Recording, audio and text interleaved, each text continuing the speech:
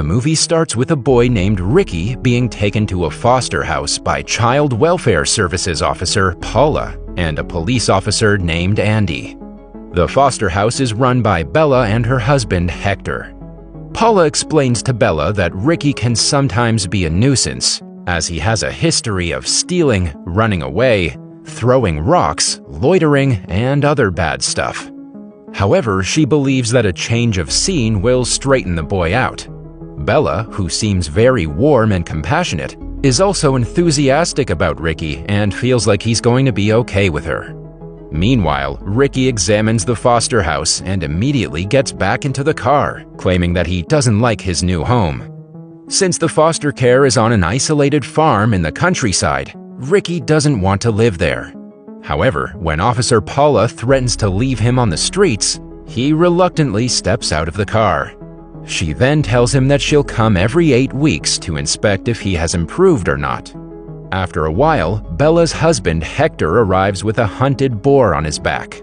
Since he has a rifle, Paula suggests he keep it away from Ricky before driving away. After Paula leaves, Bella introduces Ricky to Hector and tries to crack a few jokes, but the little boy is uninterested. Later during dinner, Hector, who's quiet and cranky, asks Ricky if he can work on the farm like a real man. This makes the little boy upset and he storms off into his room. Seeing this, Bella approaches Ricky and talks to him from outside the door. She informs him that she has stacked a bunch of books and other necessary items in his room. Ricky quietly observes the room but doesn't respond, so Bella bids him a good night and leaves. That night, while Bella and Hector are asleep, Ricky takes a torch and escapes the place. However, the very next morning, Bella and her dog Zag find Ricky sleeping on the field, about 200 meters away from the house. She tries persuading the boy to return, but he refuses. Finally, after promising to provide him with sausages, bacon, and pancakes, Bella convinces Ricky to return. Later, the little boy tries to talk to Hector, but as usual, the latter is cold and harsh. Hence, he goes back to his room and picks up a hot water bag placed by Bella. As he feels the warmth, he decides to give his new home a try. Shortly after, he tries to get along with Bella, who's very maternal and generous. After a short conversation, she takes him hunting. When they find a pig, Bella shows her hunting skills and stabs it with her knife. Surprisingly, the poor boy gets terrified at the sight and passes out. That night, Bella bakes a cake for Ricky's birthday and sings for him, which makes the little boy happy.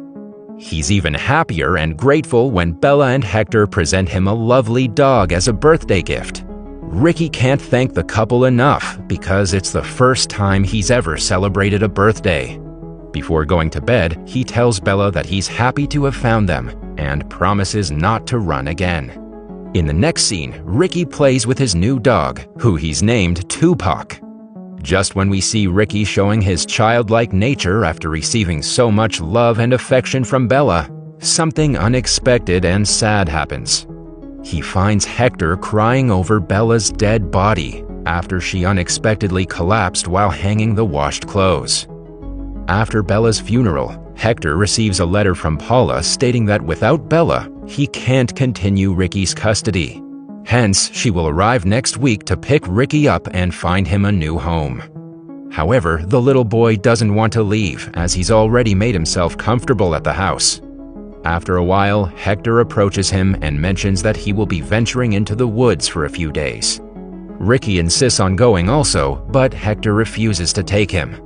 As a result, an enraged Ricky burns the barn, trying to fake his suicide, and runs into the woods with Tupac. He also steals Hector's rifle and some food. However, his plan quickly goes south when he gets lost into the wilderness and runs out of food. Fortunately, before his situation could get worse, Hector finds him and Tupac. The two quarrel for a while, but soon start walking together. After a while, Ricky starts to complain about all the troubles he's been facing as of late. He then mocks Hector for being raised in the wilderness and calls him a hillbilly. Unsurprisingly, this enrages Hector, and as he approaches Ricky, he trips and fractures his ankle. Because of this, he's unable to walk, so he decides to camp in the place for a while. Back at Hector's place, Paula and Andy inspect the house and the burnt barn and conclude that Hector has abducted Ricky. Meanwhile, in the woods, Ricky and Hector reminisce about Bella and start bonding. They also have an eel for dinner and warm themselves by the fire. After a while, Ricky mentions that just like Hector is grieving for Bella, he also grieved for his friend Amber. She was with him in foster care and was always happy and cheerful. However, one day, the authorities took her away to a new home, and that is where she had trouble with her new father and eventually died. After a few weeks, when Hector's ankle heals, he and Ricky, along with their dogs, start venturing deep into the woods. Shortly after, they find a house and decide to stay there for the night. Inside, they find a wanted notice for both of them. Surprisingly, the notice states that a widowed and mentally unstable Hector kidnapped Ricky. As the two stare at each other in disbelief, 3 hunters arrive at the shelter and threaten to inform the police. Ricky tries to explain that Hector is an innocent man, but the hunters assume that he's molesting the little boy. One thing leads to another, and a fight breaks out between Hector and the hunters. Fortunately, Ricky fires the rifle in the air, threatening the hunters to get away from his uncle. Soon, the two escape into the woods again after stealing all the guns from the hunters. On the way, Hector worries about the police searching for them. Little Ricky tries assuring him that he'll testify to the police, but Hector reveals that he was once arrested for manslaughter. Hence, even if Ricky says that he's innocent, the police won't believe him. In the next scene, a worried Hector suggests Ricky go back to the welfare center, but the latter refuses. He mentions that the state custodies are just like juvenile prisons, where kids are often mistreated. Hearing this, Hector decides to take the boy with him, but not before warning him that winter is coming and that it's going to be tough in the woods. Elsewhere, the Child Welfare Service and police start pursuing the duo in the woods. On the other hand, the two of them continue their travel by stealing food, clothes, and toilet paper from the hikers' huts they come across along the way. After several days of walking deep into the woods, the duo find a hut where they decide to spend the night and steal some food. However, on entering, they find a seriously ill ranger inside. Being the kind man that he is, Hector decides to stay back with the ranger, while Ricky heads out to find some help nearby. In the next scene, on his way to find help, Ricky runs into a girl named Kahu. When he tells her that he needs someone to help a sick ranger, she rides him on her horse to her house. Upon reaching, she informs the police about a sick ranger and asks them to help, as told by Ricky. Later, she introduces Ricky to her father, who looks pretty excited to meet him, as he is famous all over the news. That night, Ricky stays at Kahu's house and has a good time. However, when he returns to the hut the next morning, he finds out that the place has been raided by the police and Paula.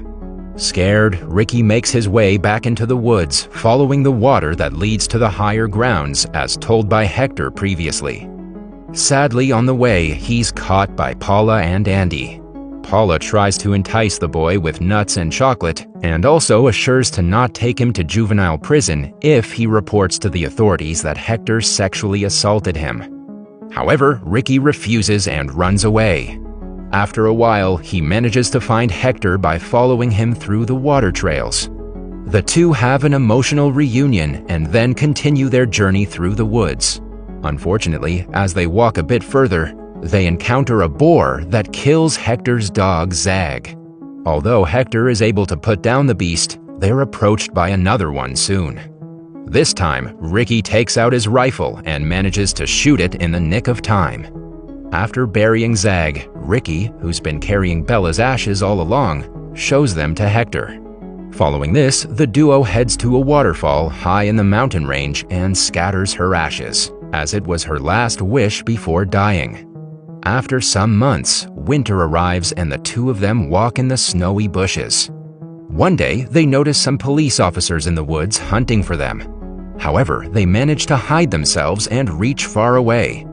Afterwards, they meet a man named Psycho Sam, who lives in the woods on his own.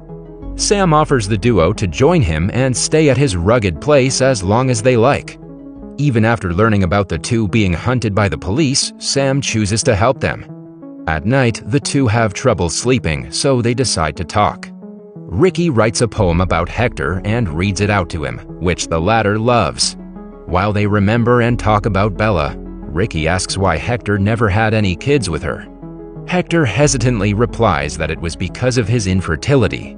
Hearing this, Ricky wonders why some people give up on their children so easily, like his mother, whereas some people like Hector and Bella can't have a child, so they decide to adopt.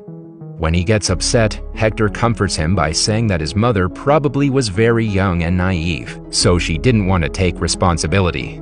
He also mentions that Ricky is pretty likable. The following morning, Ricky finds out that the police have arrived nearby. It turns out that the police found them by tracking Ricky's phone, which was dead, but Psycho Sam charged it without informing them. Wasting no time, he informs Hector about the impending danger, and together they try to escape in Sam's old car.